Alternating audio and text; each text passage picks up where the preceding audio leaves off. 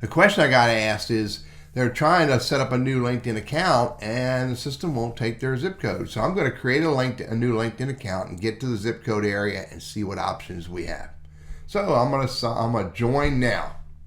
So I'm going to use an email address that I have access to. I'm going to use a good password. I'm going to agree. Now I've already read the user agreement. I've read the privacy policy. I've read the cookie policy. I'm going to agree. Now it wants to know who I am. Continue.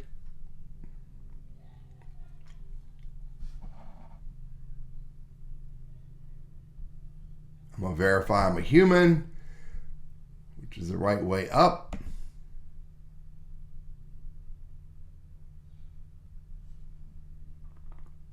Now here's where it wants to validate the postal code or the zip code. If you're in the United States, you should be able to choose a legitimate postal code for the area that you're in. Now you don't have to choose I chose the zip code for Advance.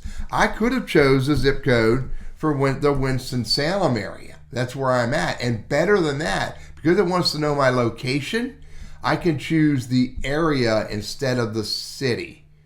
So choose the closest in the United States zip code and choose the area instead of the city. Now, if you're not in the United States, if you're in another country, you're going to have to do exactly the same thing. Choose the country, choose the postal code that is the closest to you. By the way, I would not put LA or New York or some other postal code that's not relevant to me. Choose the region you're in, country region. Choose the postal code or the zip code that's closest, the biggest city closest to you, not your little Advanced North Carolina city or rural Hall city. That is what I would do in regards to choosing the zip code or postal code closest to you.